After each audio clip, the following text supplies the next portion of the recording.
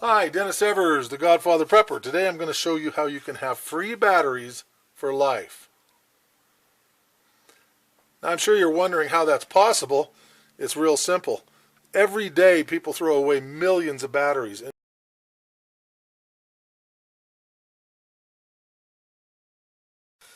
I have not paid for a battery in 5 years.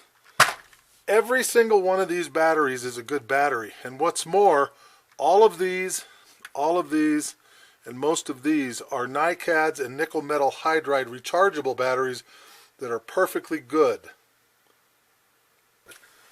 These are batteries that were retrieved from the recycle bin at a local home store. Now, I'm sure you're asking yourself, why would anybody throw away a good battery? Well, people don't throw away good batteries on purpose as a rule. They don't know it's a good battery, and part of that is because, for example, if they have a flashlight and they has a bad bulb and they take the batteries out and put them in the recycle bin, throw in new batteries and don't test it, or if it's a solar light, for example, that has these little AA rechargeable NiCads and the solar panel's bad but the battery's good, they throw the batteries away thinking that it's the batteries. Same thing on a device that has that recharges from the wall. It could be a defective charger, it could be a bad connection, it could be a number of things. But the bottom line is these batteries are all good and they all tested out and they all can be used in any device that takes a AA battery. Okay, now I'm sure your next question is, how do you know if a battery is good or not? Well, what I do first of all is I go through the batteries and I take any batteries out that have problems. For example, this one has some chemical leaking, and what that does is can contaminate the other batteries, and it's just nasty. So what you do is put that right into the recycle bin, even if it's a good battery. The next thing I do is pull out all of the rechargeable ones, whether they're nickel metal hydride or NiCad. I've got a charger that I use. It's a solar charger, and I can charge these puppies up and top them off, and don't have to pay a penny for the charger. I just keep this in my window. But we'll talk about that in a later video. And what I have here is a volt ohm meter from Home Depot. And what this does is it just gives me the exact voltage of the battery. I've got another device that I'm going to give you a picture and a website for that shows you, without the numbers, what the strength of the battery is. It's very simple. You can go through a batch of batteries in no time. I like this because it shows me exactly what the charge is. What kind of voltage do we want to look for in a battery? Well, that's kind of a loaded question because, for example, an LED flashlight will run, these are 1.4 volts, and I'll probably get several hours out of them. So it depends on the appliance, but let's just take ones that are 1.5 volts and higher, and those are still fairly well charged batteries. If they're 1.58, 1.59, 1.6 and higher, they're probably a new battery that for some reason got thrown away. So let's just go ahead, and that is 0.4. This is 1.56. That's a good battery. We'll set that aside. 1.42. Now I have a charger that'll do any of these batteries that are 1.3 and over. So I will pull these out at a later date. 1.59, that's a good one. Wow, 1.59. That is good. 1.2. And let's just check a couple more. 0.11. 1.54. So we've actually done pretty well. It's not uncommon. 1.14, 1.2, and 1.37.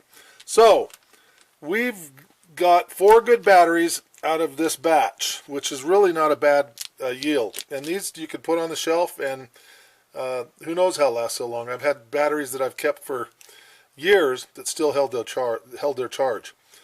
So let's test these little AA's or AAA's. Same thing on the voltage. These tend to be used in remote controls and MP3s where they run them all the way down. So quite frankly, you're not going to get as many AAA batteries that are good, you're going to go through quite a bit. There's one that's 1.5. However, it almost looks like that end is leaking a little bit. So I'm going to set that aside and recycle it. 144, 137, 156. That's a good one. Okay, so as you can see, the ratio is not that good on these. And 140, 154. There we go. So we got two good ones out of that. Now, the same thing holds true on these. Again, these were 1.5 volt batteries. So that one's 147, 146, a little bit weak. 136, 153. There's a good one. Totally dead. 141 and 157. But again, this 141, if you had a bunch of 141 batteries, you may get several hours out of an LED lantern or flashlight out of these batteries. So you just need to set a figure and figure out which ones you want to deal with. If you set 1.5 volts and just save those, you'd find yourself a bunch of batteries.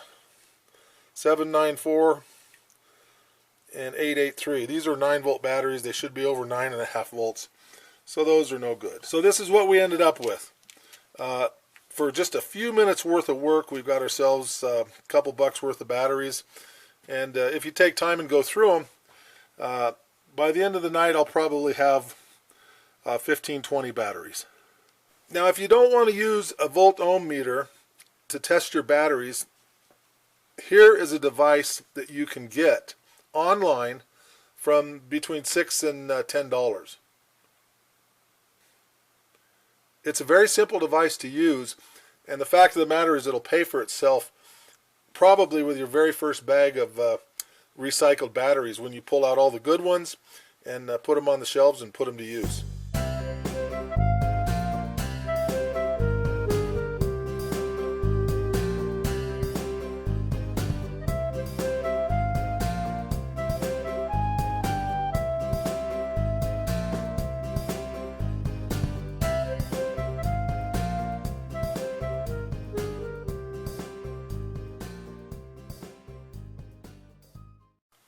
So in the next video, we're going to talk about how to recharge NiCads, how to recharge nickel metal hydride batteries, and how to recharge alkalines so you can really extend the life of all your batteries for almost nothing.